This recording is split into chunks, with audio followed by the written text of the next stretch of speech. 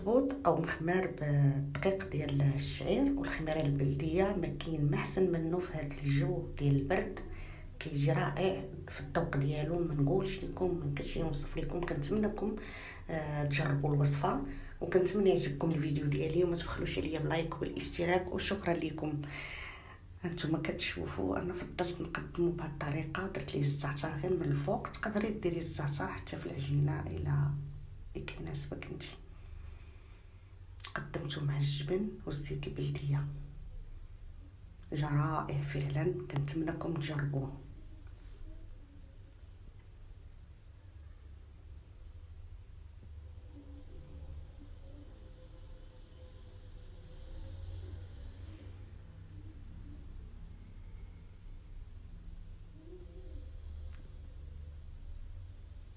صافي غندوزو دابا نشوفوا المقادير.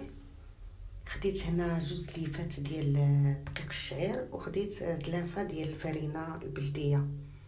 هنا عندي الخميره البلديه. كنا كنعرفوا بان الخميره البلديه كتجي زوينه هكا مزيانه، صحيه، هي صراحه صحيه وافضل بكثير من الخميره الاخرى. درت مليحه وهذاك الخميره، وهاد الخميره ديما كنخليو منها واحد شويه ديما التذكير ديالها. ما كنقدروا الا كنا كنستعملوها فين ما كنعجنوا. هانتوما تبعوا معايا الفيديو. غادي نحيد هذاك الطريف اللي زدت ديال العجينه، ديما كنكون محيداه وكنخليه غير في الثلاجه. صافي نجمعوا العجينه بشويه المياه دافيه، دابا كاين شويه البرد.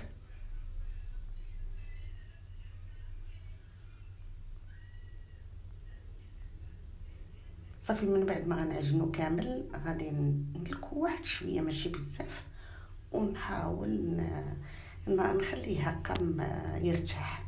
قد ما ارتاحت العجينه كيكون افضل، وكتجي ناجحه ورطبه هكا، كتجي لينه، ما يجيكش البطبوط ديالك ناشف او لا قاصح. وباش ينتفخ لينا حتى هو خاص تكون العجينه مخدومه مزيان. الا عندك العجانه تقدري ديري فيها، ما عندكش راه ساهل. هو راه ماشي بحال الدقيق الابيض، هو ساهل في العجينه ديالو. صافي كنبقى نعجن هكا كي كتشوفوا.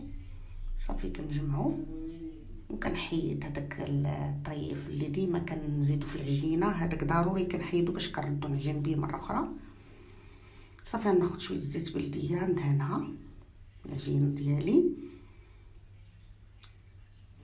صافي ونديرها في واحد البلاستيكه ونخليها. خليتها انايا تقريبا اقل من نص ساعه بشويه، عاود جبتها كنديها ونجيبها تاني. كنحاول ندلكها واحد شويه. صافي ندوز نديرها كويرات باش نشكل البطيبيطات ديالي اولا المخيمرات.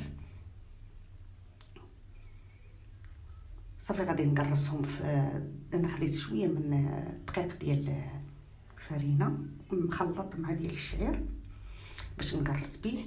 الا بغيتي تقرصي في البلبولات تقرصي.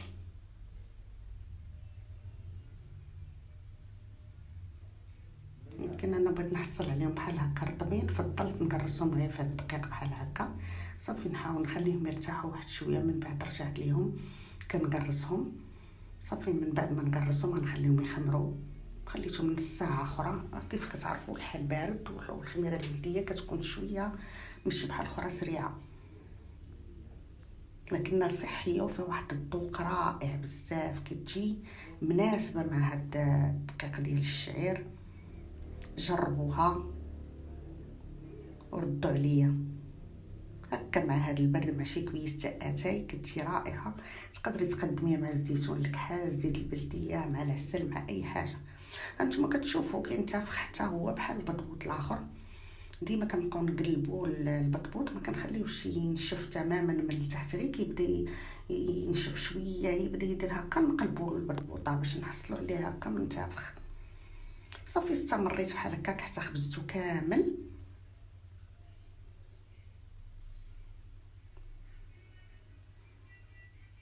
صافي من بعد ما خبزته قدمته بهذه الطريقه اللي شفتوا.